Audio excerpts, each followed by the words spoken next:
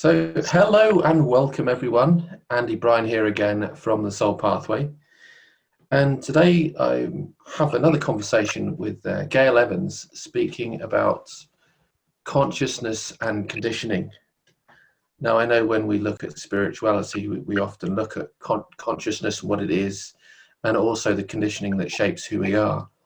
But I think a great place to start this conversation is to look at how we define it as individuals ourselves, so that maybe you can get a better understanding of how it's affecting you, your life, and even your spiritual journey.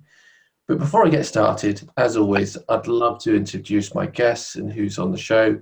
So welcome, Gail. Tell me a bit more about yourself and what you do before we get started. Hello, it's nice to have another conversation.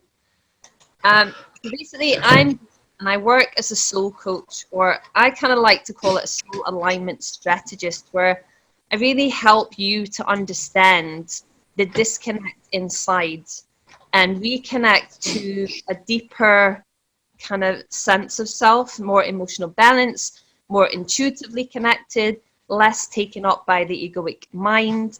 So that's kind of what I'm working with, and clearing your conditioning is absolutely at the core of that, you know. Definitely. No, I completely agree. I mean, my work is very much the same with the soul pathway stuff, understanding your soul as an individual and the conditioning that shapes who you are, because I think if we can first understand our old self and where we began our journey and our quest, then we can begin to learn how to shift that. And I think that's much about what consciousness is all about. How can we become conscious and aware and shift those patterns within ourselves that are causing us to be disconnected from the wholeness of who we are, So Yes. Let's jump in. What do you define as, first of all, we speak about consciousness. How do you define consciousness, first of all? Well, as I was saying to you earlier, I kind of like to use the term conscious awareness, because consciousness to me is not some revelation that suddenly happens one day.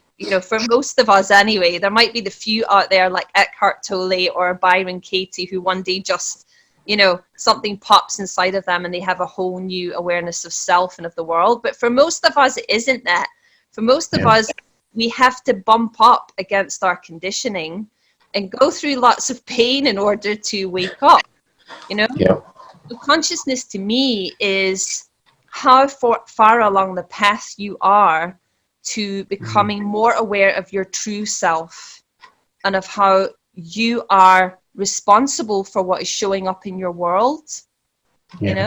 Are you a person who's doing the inner work, that kind of thing? Because most of the people who I would say are, let's say, unconscious are the ones who are not doing that work. They're not looking to see what's inside. They're not trying to meet themselves in any way. They're just trying to be of the world. Those are the ones who are asleep. So anybody who is actually actively taking part in a conscious conversation with themselves, they are on the path of conscious awareness.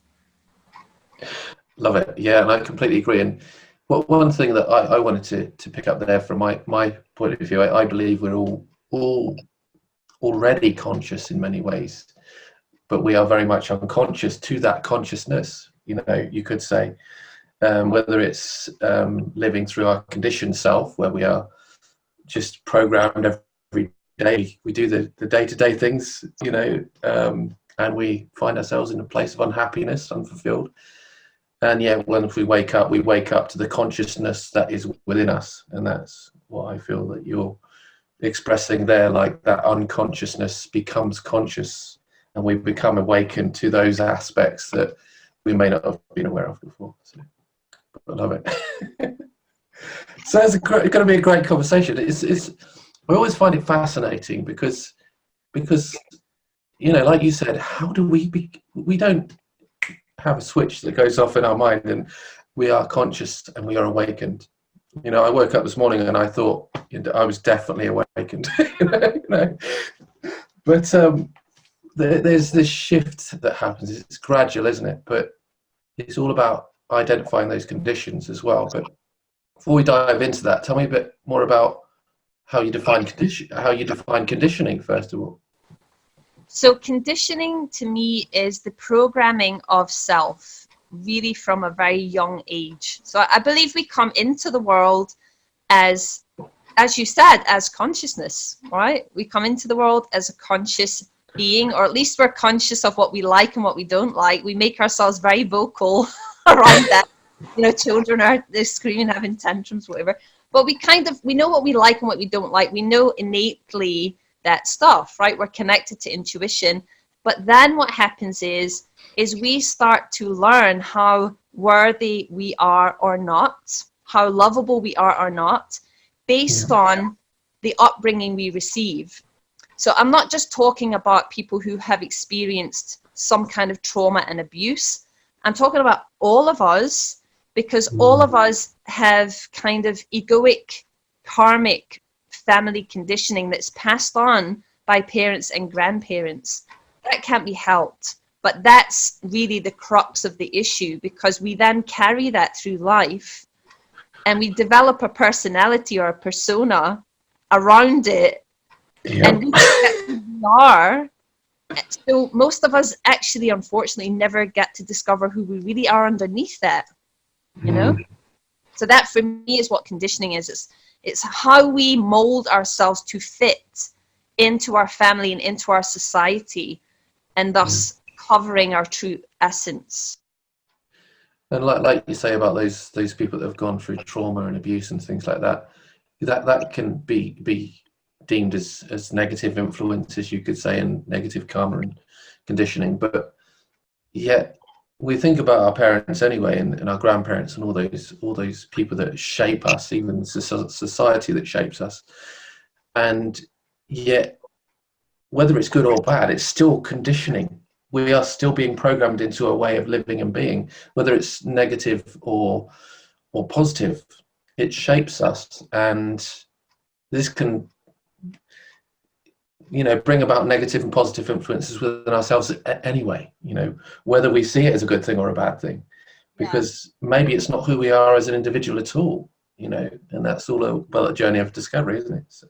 Well, this is the thing. Some of the things with the conditioning, as you said, it's not always individual. It can be things in society that, for example, I like to talk about the time when it was perfectly okay to connect your children, right? Or it was perfectly okay for the teachers to whack you on the knuckle with a ruler or something, right? And obviously our consciousness at that time as a collective, we all agreed that that was okay.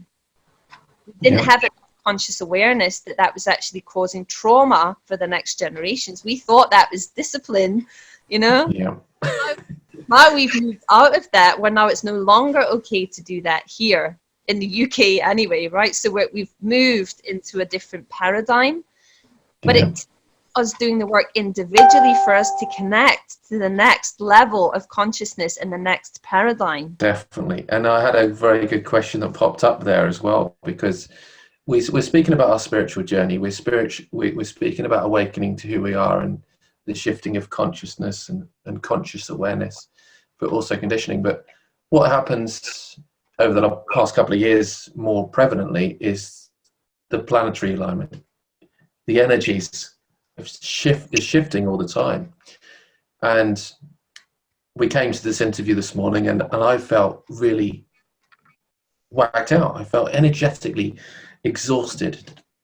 And often it's because we're experiencing a lot of energetic shifts and our body's coming into alignment, and our energetic body's shifting and changing, and we're raising our energetic frequency, we could say. But how does this affect our consciousness? How do you see this affects our consciousness and even the shifting of our conditioning? If you're talking about planetary alignment, what I see or how I feel about it is that I guess it's like when people start talking about Mercury retrograde, it's a new thing, isn't it? When things in life are going wrong, it's it must be Mercury in retrograde. Planetary alignment, I kind of feel like any people who are particularly sensitive are probably the only ones that will really notice it on a deeper level. As you said, you woke up today not feeling very, like at the peak of yourself. And I was the same over the last couple of days. Like everything felt kind of heavy, like I needed to sleep much more, and lots of strange dreams, actually. Some of my old anxiety dreams, interestingly. Very interesting, yeah. For me, it's almost like the planetary alignment is like a magnet that starts to pull the things up into your awareness that you maybe still need to work on a little area, right? Yeah. Just it's not a whole big, a whole big area like the size of the planet. Hopefully for you, Definitely. a little area. But that for me is when that happens. That's usually what I have. It's some reflection of, oh wait a minute, there's still a little area in there that you could be looking at. And sometimes that means the body just has to reset. Creating space is an absolute must. And, you know, I could say a little bit about that, actually. I was talking to a client today about this need to create space. So whether it's planetary alignment or whether it's just you making the decision to become more conscious and to do the inner work, you have to create space for your, let's say, recovery, right? Like if you're definitely. and you feel like your body is trying to channel something or integrate something, you're not going to go out and run a marathon. You're going to listen to it and take your time, hopefully. I was going to try and run a marathon this morning, but I couldn't walk 30 meters. No. But yeah, it's like we have to create the space in order for the reset. Like your conscious awakening is not just going to happen like that. You're going to have to sift through it. It's like cleaning out your attic or cleaning out your basement, you know? Yeah. Or I like the analogy of cleaning out your house before you have a visitor over. If you've got stuff lying all around, you're not just going to have someone over and just let them sit in the mess, right? Yeah. How many relationships are bred in that platform? Yeah, it's not a healthy relationship, that's for sure. But I will say there are many relationships that I do believe are born from that place, and they're usually karmic ones, which is another subject. But Karmic soup, the mess that brings bring the mess into the relationship of the past or the karmic patterns even not resolved within yourself, and that's not conscious awareness. It's unconscious awareness. You could say. But I feel like the need for space is essential when we go through these things, because it's learning to honor ourselves, you know. And I don't think many of us do that. I mean, even spiritual people, you know, we tend to still try to push through. You know, I'll be all right today. I'll take the time out tomorrow or the next day. Oh, it's the beginning of the week, but I can last till the end of the week and I'll be fine. And it's like, no. I really have to honor and, you know, connect in with myself and take that time out, because that reintegration is essential for that wholeness and oneness, I believe. You know, not that we're ever going to reach this ultimatum of consciousness where we're a prophet or in some way or form, you know, but there is this wholeness that we have within ourselves that we can, you know, gain a sense of peace, oneness, and harmony within, whether we're having these shifts and changes or not. I mean, for me, like I think about it a lot. You spoke about Mercury retrograde just a minute ago. I don't actually look at the retrogrades at all anymore about what's going on, because I believe when we look at connecting and bringing our soul into alignment, then it doesn't matter really so much about the shifts and the changes that are happening within us, but it's all about following our soul and you know, connecting within ourselves of what is right for us in those moments. It doesn't matter about the external environment at all in any ways, you know. Well, you've touched on something, you know, that is kind of an extra thing when it comes to like looking at our consciousness, is when our spirituality gets involved in the conversation. Sometimes the problem then becomes, especially, let's call us out, Andy. Let's call out the healers, right? Yeah. Healers, we very often tend to avoid our own pain in order to help other people, right? Yeah. Part of our avoidance. Definitely. Then that actually is part of our conditioning. So as a healer, you have to be doing the work on yourself. right? I would absolutely say for anybody who is looking for help, look for the people who you know are actually doing the work. Don't just take a person's word for it. Go and work with a person who is willing to share what they've been through, share their experience, share their vulnerability. Because Definitely. often spiritual ego can manifest itself in the middle of someone's process. Because ego is always trying to get in, no matter what level you think you're at, right? Yeah. And then what happens is as healers, there's many of us on the planet who are kind of walking about believing that we have to always be at this level, and it means we can't be human. Definitely. Definitely. We're here to help the human, not the soul, because the soul already has everything, it knows everything, it's guiding you. Yeah. We're not us if we just fly off into spiritual, ways of being and not connect with the human. That's not consciousness in my eyes. Definitely. And I think it's, we look at, for me, consciousness is ego. When we say this is who I am, this is what I do, this is the way I've always lived my life, so to speak. And I think when we're looking at supporting others or helping others shift conditioning or whatever it might be, we need to separate ourselves from ego, detach ourselves from any form of judgment, because judgment comes from a place of ego anyway, you could say. But I actually have a belief around ego. We can debate on this one. That's right. I'm Scottish. We love a good fight. I'm always saying to my clients, your ego, it actually isn't the problem. And I'll tell you why. Mm-hmm.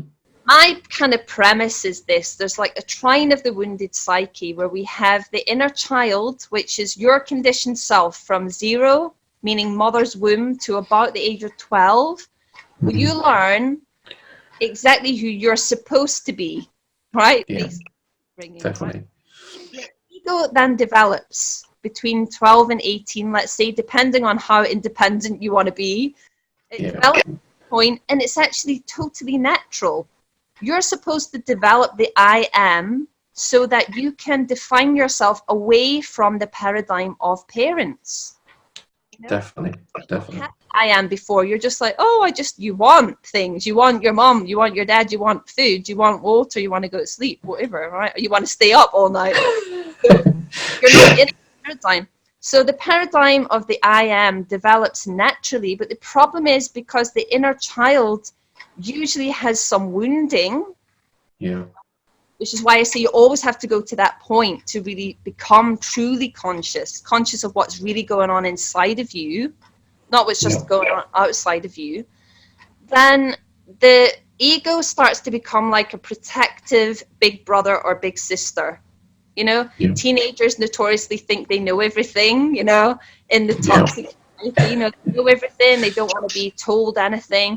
So there's a bit of a rebellion that happens, the archetypal guy in the movie on the motorbike with the leather jacket smoking a cigarette or a cigar or something and driving into the sunset. And so what is actually happening here is your ego is your protector. Now, who is your ego protecting you from? All right? There has to be another part here. Protecting you from your own inner parent. This is the parent that is actually the critical self. Right? Not the positive one that's guiding you through life, as in creating your mission or wanting to help people, but the part of you that's actually saying you're not lovable or you're unworthy or you can't do that or whatever it is. So the ego only has to do its job if your inner critical parent is still saying crap in your head over and over and over again, No, I agree with you there. I do agree with you there. I think, one thing that popped up for me there as well is the fact that when we come to the place of I am, in those later, teenage years, I feel sometimes that comes from that place of conditioning anyway. So it's that conditioned I am, rather than that awakened conscious, this is who I am. Do you know what I mean? From that sort of, different space where we've done that soul discovery work. And I feel what you've mentioned there about the inner parent and that unconscious self that is really driving us. Yeah. We've also got the suppressed shadow that is coming up as well. And as the suppressed shadow comes up, the ego is in some ways protecting us from certain pain that would reside in the shadow. Because our shadow is so unconscious to us anyway, like we are literally unconscious and blind to our shadow because, you know, we don't want to see it. You know, we don't want to see that pain. And, you know, maybe at the beginning of this conversation when we said, you know, we've got those energetic shifts and changes and these things come up. It's always aspects of shadow, isn't it? Usually where we've got maybe small unresolved things or even large unresolved things that pop up, and they give us a big soul shock, you know. Yes, So absolutely. That's the thing. Your shadow is hard to see. You know, I always like the analogy of if the sun's in your face, you know, if you're just focused on the sun, your shadow's behind you. It's very hard for you to see it. Mostly everyone else around you can see it. yeah, And you're a lot of totally the time. cool, you know? So it's hard. But shadow is also, it's one of those areas that people are afraid of because they think if they hear shadow work, they think, oh, wait a minute, there's something dark in me, you know, Yeah, desperate and angry and whatever. And sure, there might be some emotions that need to be resolved, but mostly when you go and look in there and you just shine a torch, you find the inner child. yeah, you do. The inner child that just wants to be loved. Yes, exactly. You It know. just, you know, I'm always saying that you're not broken. Like anyone who comes to me who has, like, who really feels lost or depressed or anxious and they feel like a lot of their past has contributed to that, probably everybody. Yeah, But I'm always saying you're not broken. Don't think you have to fix yourself. Stop beating yourself up inside. You actually just don't trust yourself because you haven't yes. shown up as a trustworthy person for yourself. Mm. For example, if you have a repeating pattern where you're continually overlooked in life, say it's in relationships or in jobs or you know, anything at all, then your repeating pattern, part of the problem is you not speaking up for yourself, you not speaking your truth. So your inner child has learned for years that you don't stand up for him or her. Mm. I think that's quite common for healers and therapists actually as well, because they go into, you know, a lot of healers therapists come from that place of the wounded child, you know, and they go into a place of therapy and healing, which is great, but coming from that wounded place and that victimhood, they might not see their own shadow, their own pain, their own darkness, which, you know, we all have. You know, it's nothing to be ashamed of. And nowadays I call myself a shadow worker. You know, everybody says, oh, I'm a light worker, and I say I'm not a light worker, I'm a shadow worker. And I say, why do I say I'm a shadow worker? Because I want you to see the beauty and the love that is within your shadow, because it is absolutely amazing when you notice it. If you see that beauty that is within there, it's quite emotional. It brings up so much beautiful emotion, though. You can bring up, you know, you can release a lot in these things. But I don't know. I've probably veered off slightly there because I can't remember what we were talking about just slightly before that. But yeah, it's just quite interesting, you know. Well, But shadow, I think it's noticing that when. sorry, hon, I think there's a delay. There's a little delay. I was just going to say that shadow completely relates to your conditioning because this is where you place all the pieces of yourself that are deemed unacceptable. You know, Yeah. for example, you might have been a very loud person, maybe a very loud child, and you were told to be quiet. You know, it's a very old paradigm. But you might have parked that kind of vibrant, gregarious part of you into the shadow. And so maybe that only comes out in a situation, in a relationship where you're then trying desperately to be seen. So you're constantly talking all the time. You know, it's like it totally pertains to conditioning. Like shadow work is really where it's at. You know? One thing I wanted to mention there actually was a bit of my personal story, because You know, I've been through stuff where I haven't felt like I've been seen or heard or recognized, you know. And you could say that was much what my childhood was. I just felt like in that space, people aren't seeing me. I was, you know, I could say I was a bit aggressive as a child, but it wasn't aggression. It was the fact that I wasn't being heard or seen, you know, and there was a lot of pain there. But yeah, when I've gone to revisit it a lot throughout my healing process, one big thing has come up for me, and this is what I've really been supporting others with recently, is to speak your truth in a beautiful and vulnerable space where you can show your strength. Because I've noticed with me, I'm a Leo. I'm not a very expressive Leo though. I've got a Leo sun and a Leo moon. But that doesn't mean much to some people, but others it will mean quite a lot to. But going back to that self-expression place, I was coming from a place of sharing my vulnerabilities and really being completely transparent in my past to bring it to the present.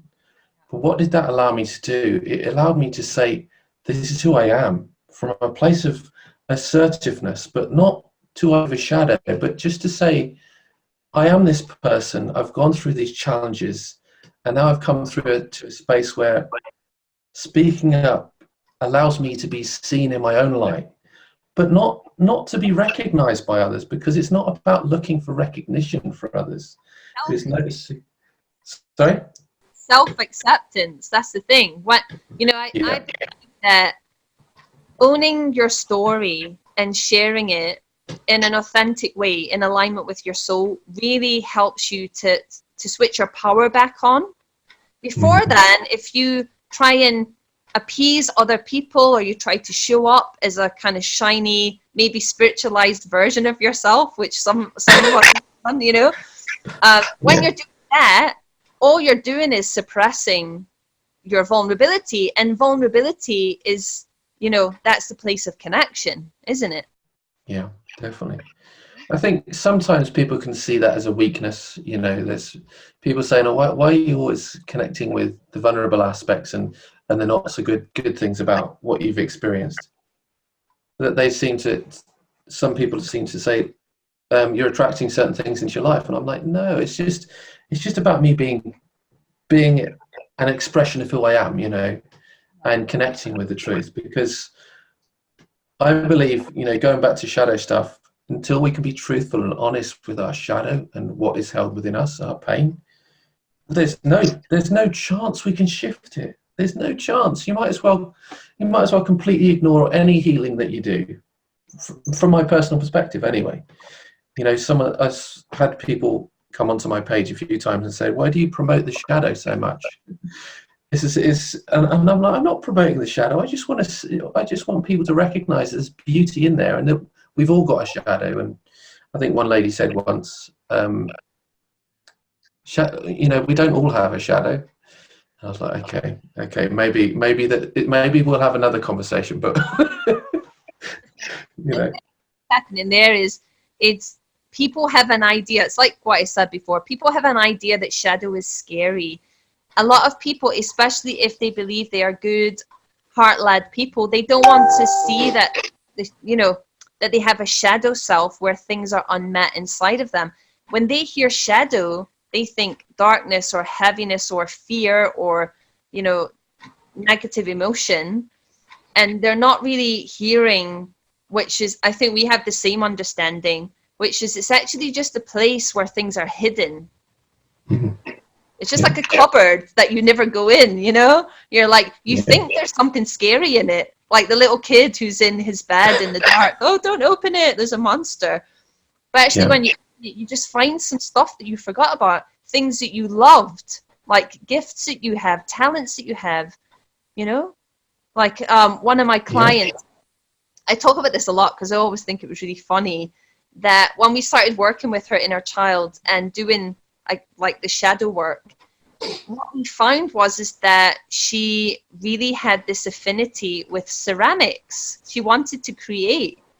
But how we started and how this all, you know, was released was, you know, I told her, let's listen to what your inner child wants. She said very clearly she wanted to play with plasticine. This is a 50-year-old woman, Yeah. right? You let her play with plasticine. Yeah. Starts creating these things. The joy started to, fulfill her. It started to then speak to her, say it wanted to create more. She's now, after like over a year, teaching ceramics. Like, she's not even just making them, she's teaching them. Interesting. So it's things like that. That's It's very not interesting. the darkness and the scared thing that's in the cupboard. It's actually you have gifts in there you've forgotten about. Definitely. And it's the gifts we find on our spiritual journey, isn't it? The beauty that's in the darkness, beauty that's in that cave that we fear to enter. But you can only do this by really going and looking at your conditioned self and meeting that self. Like, you trying to go and trying to understand what shadow work is from the outside, it is futile. You have to kind of go and meet yourself. You have to start. For me, it's starting with the inner child. That's my premise. You can do it in different ways, but for me, that's always the foundation. It's where the first self is usually where the conditioning is. Yeah, so if you're definitely. in that part of you, it's much easier then to hear your inner guidance, to trust yourself to make a decision, right? To trust yourself with love, which a lot of us don't. Yep. I know what you mean. It's very interesting, isn't it? I had something that popped up there, but it's just completely gone. So that thought that just came and went very quickly. But I was going to say, actually, shadow work is very sensitive. It's very sensitive. I think we've got to approach it with a lot of care, and go, one step at a time. Like that layers of the onion. We all speak about the layers of the onion on our spiritual journey, and we've got different layers that are always uncovered.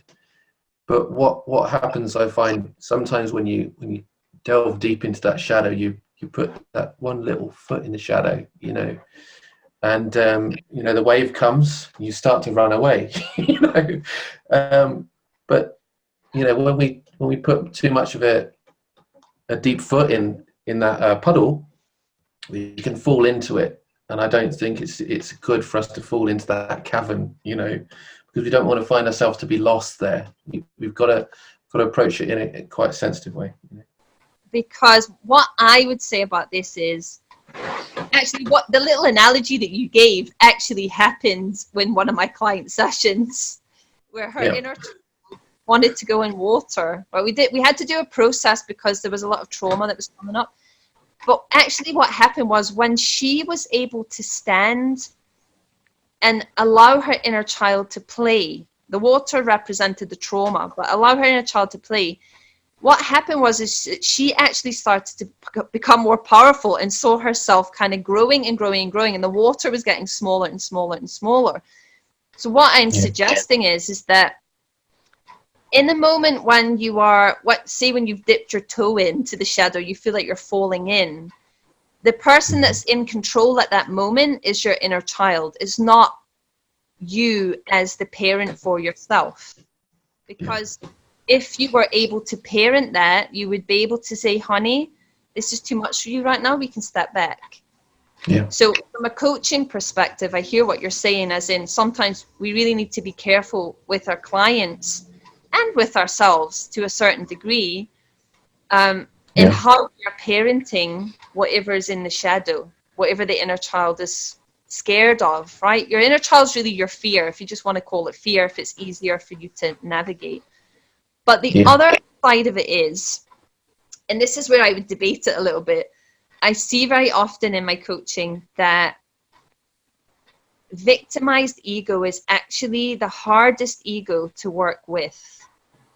Because it absolutely believes that it can't have love, that it can't make the money, that it can't get the business to work, that it can't do whatever.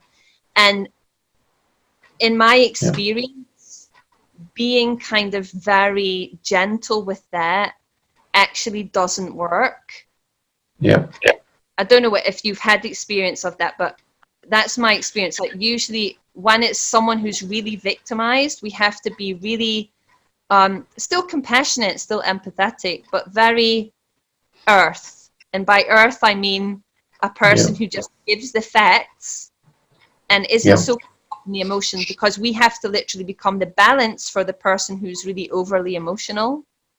Yeah. You see what I mean? I completely agree with what you're saying there, because we go back to that conditioning and the shadow that is within that as well. But there's that big wall that protects it. You know, that protects that victimhood. I am this victim. I'm going to stay this victim, and I've been conditioned to be this way, so that's the way I'm going to be now. You know, and so you've got to say, look, you are much more powerful than this. You've got so much. You got so much power and courage within yourself. If only you recognise it, and you've got to be honest in those situations. You know, I feel like you have to approach it with assertiveness, but also in the right way, tentative but assertiveness, don't you see? Well, I'm always think my kind of ethos on the perfect inner parent is an inner parent who is compassionate yet action taking. Yeah. So it's a compassionate voice that you can train yourself to have. When you clear your conditioning, you can train yourself to have this voice. It will be compassionate, but only to a certain degree. It will not let you stay as a victim. At the point where you are actually victimized, it will say to you, come on, you have a choice here. You can get up and you can get on with your day. You can do this thing, or you can stay in bed. What are you going to do? Yeah. Right? And it might kick you up the arse. I think it does. It's a good thing, though. It's a really good thing. And I think when we go through these deep experiences, spiritual experiences that can rock us completely, they're beautiful experiences, really. In those moments, you could think, oh, crikey, what has just happened in my life, you know? And then you think, okay, let's sit with this. Let's acknowledge what it is. And let's say, look, this is how I'm going to move forward now, you know? And that's the universe is giving you a kick up the arse and saying, look, you've got to take ownership now. So. The universal butt kick, Andy. Don't we all love it? And every one of us has had one. And the universal butt kick, someone messaged me yesterday on Instagram actually saying, yeah, but why pain? Why do we have to go through pain, you know? And I said, well, we don't have to. You can learn through insight. However, at this moment in time on the planet, the quickest way for us to wake up is through pain. Definitely. And pain is happening because you have not done the work that you needed to have the insight. So the universe has to create more pain in order for you to wake up. Does that make sense? Definitely. And I think pain is a big part of awakening and raising our vibration as well and frequency, because I think I don't want to bring up the collective shadow, because there's so much in the collective shadow that you can lose yourself in that as well. But I've been very much a truth seeker for all my life, really. You know, I've looked at some darkness in the world and some of the things that I don't want to really look at again at all. But when I looked at that, I tend to think I've been through and experienced and seen a lot. It's a lot of darkness and pain, but I have connected with so much compassion within me now through that, which is something that I would never change. And I'm so thankful for that. It's been a beautiful experience and yet sad experience. And yet I see people that are very much truth seekers. They see what happens in the world. There's a lot of this darkness, and they project a lot of pain outwardly. And you think, how is that going to shift and change the consciousness of the planet and those individuals you're trying to awaken in many ways? It's not going to change anything. So. That, because I think this really comes back to what you actually asked me right in the beginning, is what is consciousness, right? And what you've just said is that consciousness includes pain and it includes empathy. And without the pain, you don't get to the empathy. If you were a person who just lived through life where everything was sweet and calm and peaceful, you would not be able to empathize with someone down the street who's had some kind of physical trauma, emotional trauma, a loss of a loved one. You wouldn't be able to do it in the same way.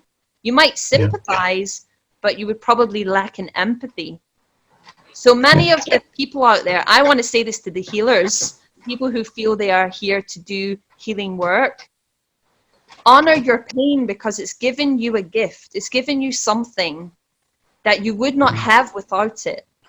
Now you might say, well, I don't want to have the trauma, I don't want to have the pain, but I swear there's empowerment on the other side. It's what you choose to do with the pain, not the pain itself. Yeah. It's where you choose to put the energy, you know?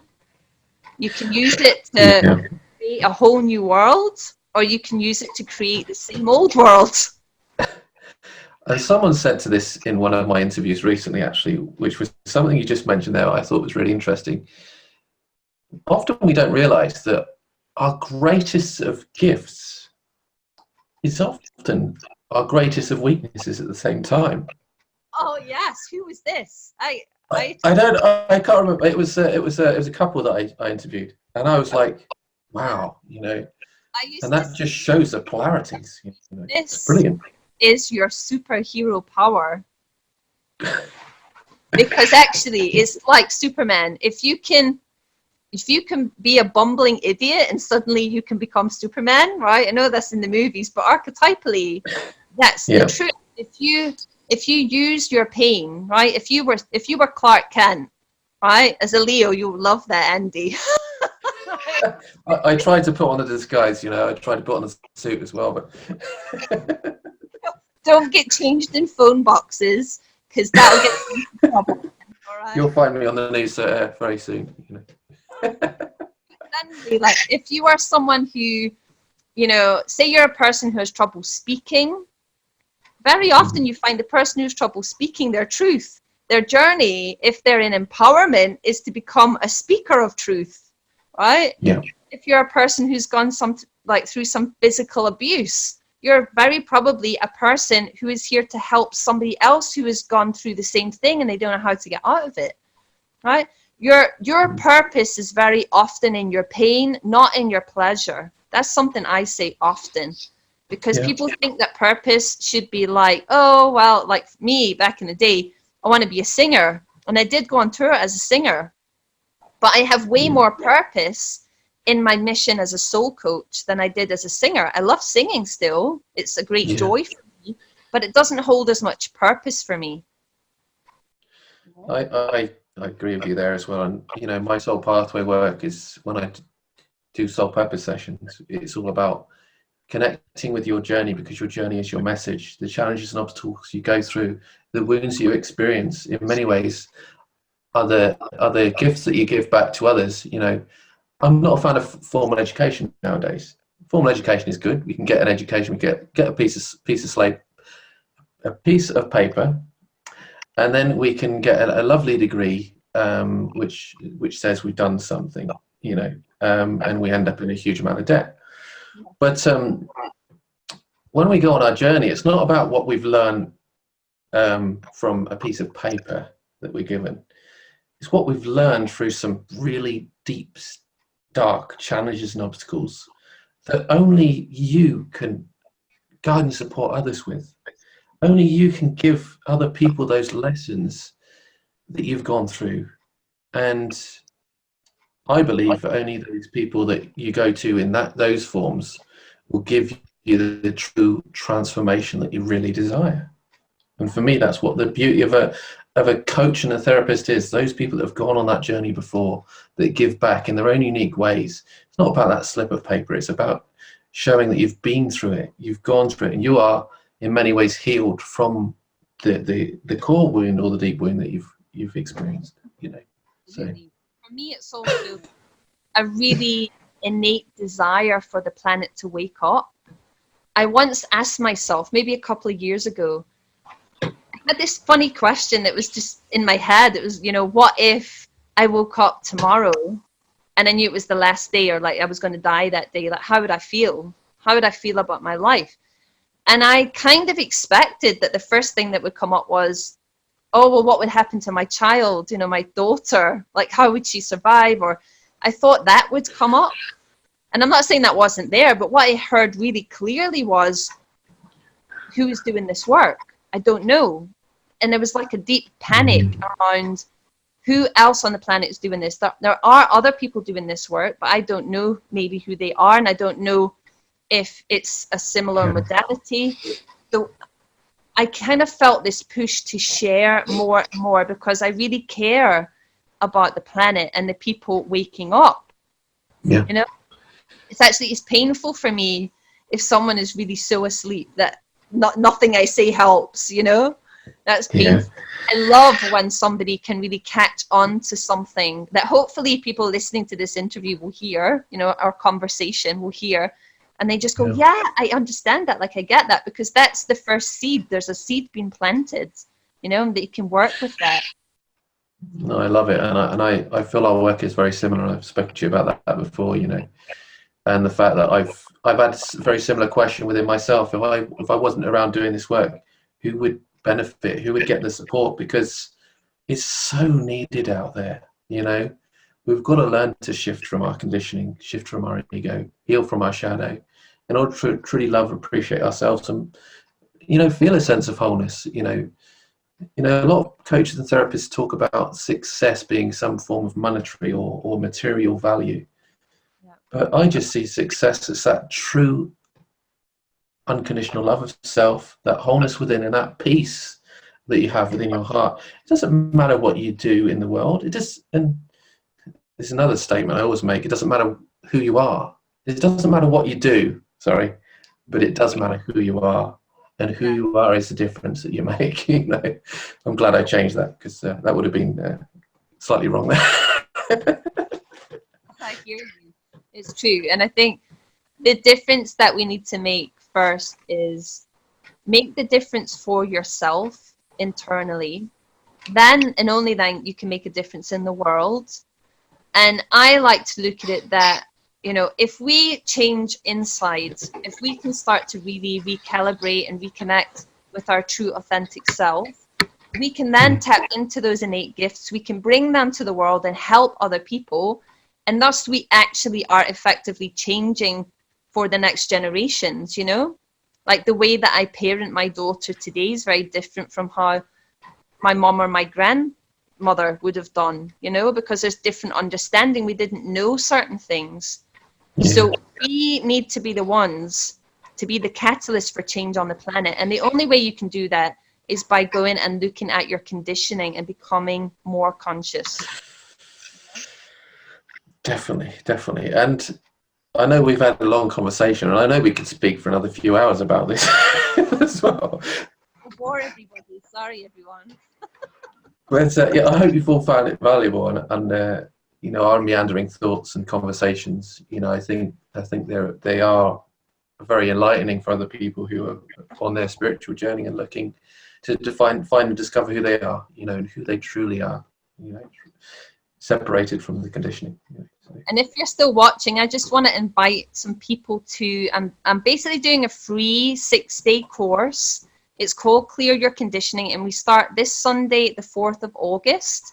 All you need to do is basically sign up. I will give Andy the link. It's totally free. It's my give back to you.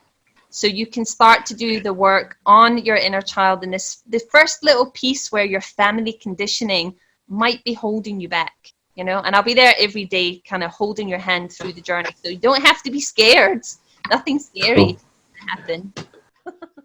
Definitely, no, I love it, and I see how valuable that would be. You know, it would be incredible. I think we talk about all these other conditions like societal, cultural conditioning, but parental conditioning is the biggest shaper of them all. You know, to be honest. So. Absolutely.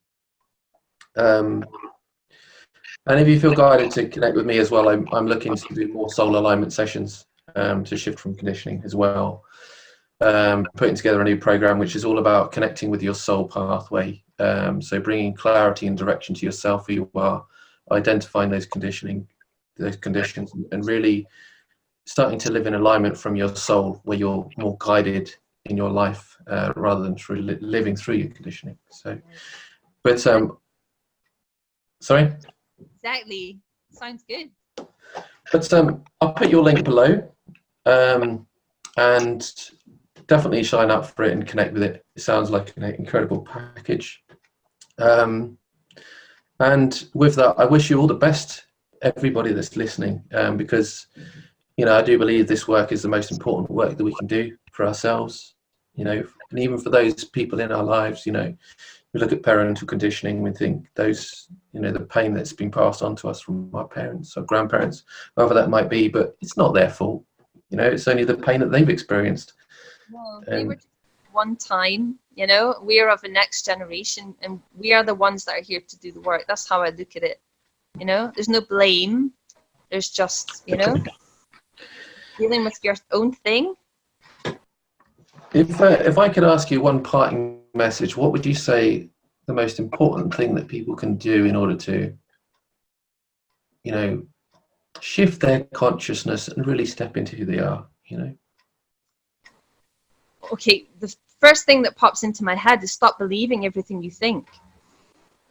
If that was just one thing that you can do, is to, I don't mean stop thinking, you know, Yeah. and just floating around in life. I mean literally stop thinking and stop believing the negative things that you think about yourself, about your trauma, about your situations, about your past, about your relationship, you know. Yeah. Stop believing everything you think, because very often the thing that you're thinking is part of your conditioning. It's not even really you. It's someone else's voice in there, you know. So it's to question. Definitely. And I find sometimes, and I don't want to extend the interview much longer at all, but one thing that popped up there as well is I found, like, looking at my past and who I am, and, you know, stepping into different aspects of myself, I feel that through my wounds, you know, speaking about the masculine and feminine, if you've got a wound in one of those areas in a big way, then you can live through an expression of that wound. And that's another subject completely, really, but in many ways that's living through that wound and conditioning, expressing that.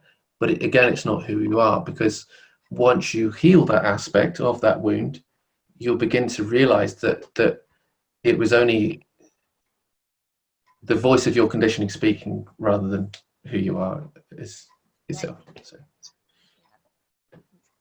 So is there any last thing you wanted to say, to share? No, that's it. Just feel free to sign up to the course, and yeah, that's it.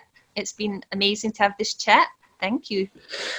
Definitely, I really enjoyed it. Love the conversation, and we should have another one again soon, about maybe the wounds of the masculine and feminine, because we had a chat about the embodying the divine feminine. You know, you can watch that. I'll link that below this video as well on YouTube.